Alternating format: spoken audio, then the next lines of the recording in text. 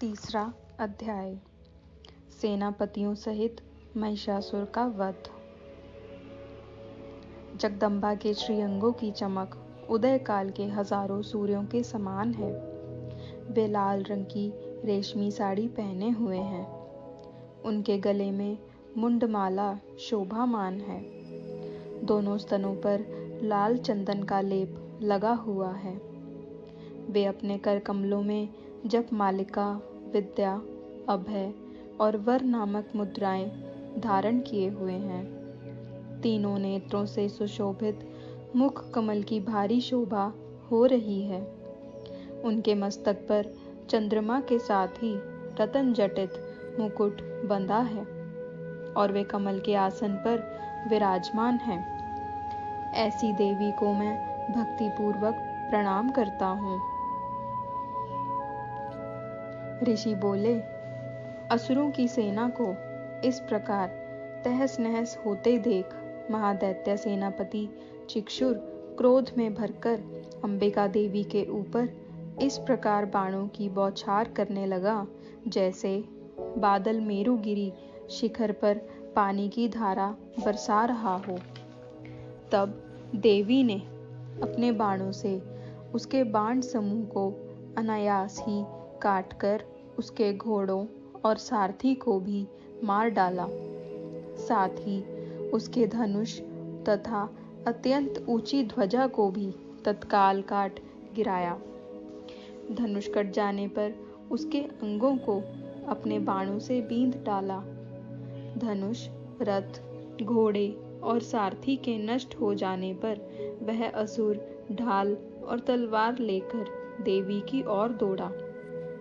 उसने तेज धार वाली तलवार से सिंह के मस्तक पर चोट करके देवी की भी बाईं भुजा में बड़े वेग से प्रहार किया। राजन, देवी की बाहों पर पहुंचते ही वह तलवार खंड खंड होकर गिर पड़ी। फिर तो क्रोध से लाल आंखें किए उस राक्षस ने शूल हाथों में लिया और भगवती भद्रकाली के ऊपर चलाया। वह शूल आकाश से गिरते हुए सूर्य मंडल की भांति अपने तेज से चमक उठा।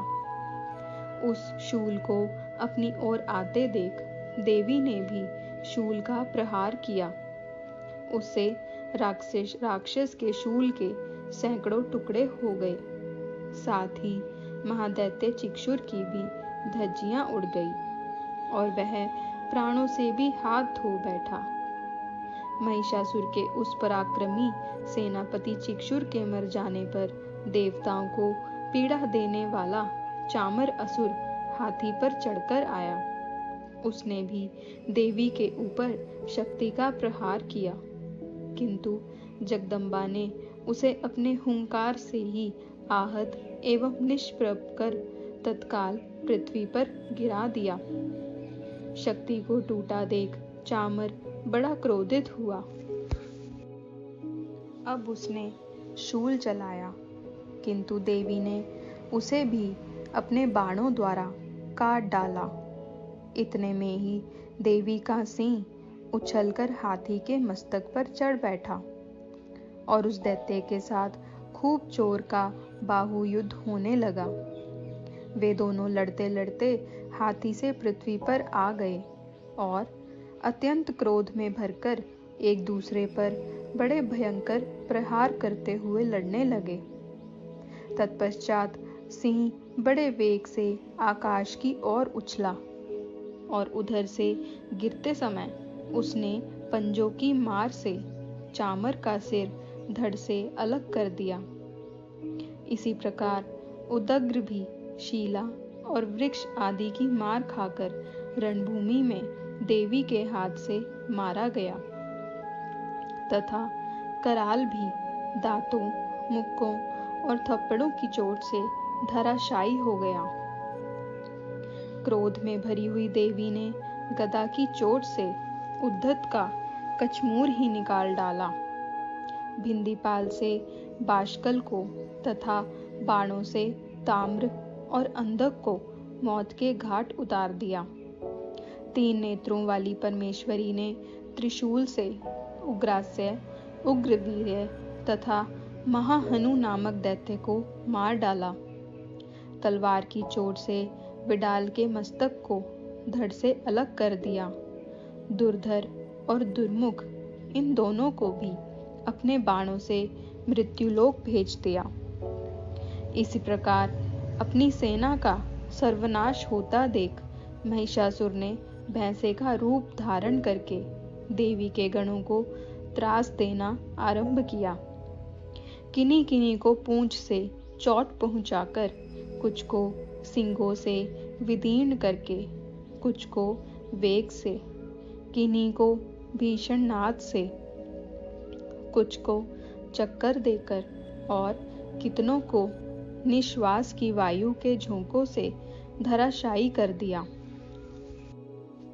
इस प्रकार गणों की सेना को गिराकर वह असुर महादेवी के सिंह को मारने के लिए झपटा। इससे जगदम्बा को बड़ा क्रोध हुआ। उधर महापराक्रमी महिषासुर भी क्रोध में भरकर धरती को खुरों से खोदने लगा तथा अपने सींगों से ऊंचे ऊंचे पर्वतों को उठाकर फेंकने और गरजने लगा। उसके वेग से चक्कर देने के कारण पृथ्वी क्षुब्ध होकर फटने लगी। उसकी पूंछ से टकराकर समुद्र सब ओर से धरती को डुबोने लगा। हिलते हुए सींगों के प्रहार से विदीर्ण होकर बादलों के टुकड़े टुकड़े हो गए। उसके श्वास की प्रचंड वायु के वेग से उड़े सैकड़ों पर्वत आकाश से गिरने लगे। इस प्रकार क्रोध में भरे हुए उस महादैत्य को अपनी ओर आते देख चंडिका ने उसका वध करने के लिए महान क्रोध किया। उन्होंने पाश फेंककर उस महान दैत्य को बांध लिया। बंध जाने पर उसने भैंसे का रूप छोड़ दिया और तत्काल सिंह के रूप में प्रकट हो गया। उस अवस्था में जगदम्बा ज्यों ही उसका मस्तक काटने को उद्यत हुई, त्यों ही वह तलवार हाथ में लिए पुरुष के रूप में दिखाई देने लगा। तब देवी ने तुरंत ही बाणों की वर्षा करके ढाल और तलवार के साथ उस पुरुष को भी बींध डाला। इतने में ही उसने महान गजराज का रूप बना लिया तथा अपनी सूंड से देवी के विशाल सिंह को खींचने और गर्जने लगा। खींचते समय देवी ने तलवार से उसकी सूंड काट डाली। तब उस महादैत्य ने पुनः भैंसे का शरीर बना लिया और पहले की ही भांति जड़, चेतन सब प्राणियों सहित तीनों लोकों को व्याकुल करने लगा। तब क्रोध से भरी हुई जगन माता चंडिका बारंबार उत्तम मधु का पान करने और लाल आंखें करके हंसने लगी। उधर वह बल और पराक्रम के मद से उन्मत्त हुआ राक्षस अपने सींगों से चंडी के ऊपर पर्वतों को फेंकने लगा। उस समय देवी अपने बाणों के समूह से उसके फेंके हुए पर्वतों को चूर्ण करती हुई बोली। बोलते समय उनका मुख मधु के मद से लाल हो रहा था और वाणी लड़खड़ा रही थी। देवी ने कहा, ओ मूर्ख, मैं जब तक मधु पीती हूँ तब तक तू क्षण भर के लिए खूब गरज ले। मेरे हाथ से यहीं तेरी मृत्यु हो जाने पर अब शीघ्र ही देवता भी गर्जना करेंगे। ऋषि बोले। इतना कहकर देवी उछली और उस महादैत्य के ऊपर चढ़ गई। फिर पैर से उसे दबाकर उन्होंने शूल से उसके कंठ में आघात किया। उनके पैर से दबा होने पर भी महिषासुर अपने मुख से दूसरे रूप में बाहर होने लगा। अभी आधे शरीर से ही वह बाहर निकलने पाया था कि देवी ने अपने प्रभाव से उसे रोक दिया। आधा निकला होने पर भी वह महादैत्य देवी से युद्ध करने लगा। तब देवी ने बहुत बड़ी तलवार से उसका मस्तक काट गिराया। फिर तो हाहाकार करती हुई दैत्यों की सारी सेना भाग गई तथा संपूर्ण देवता अत्यंत प्रसन्न हो गए। देवताओं ने दिव्य महर्षियों के साथ दुर्गा देवी की स्तुति की। गंधर्वराज गान करने लगे तथा अप्सराएं नृत्य करने लगी। इति महिषासुर वध नामक तीसरा अध्याय समाप्त होता है। जय माता दी।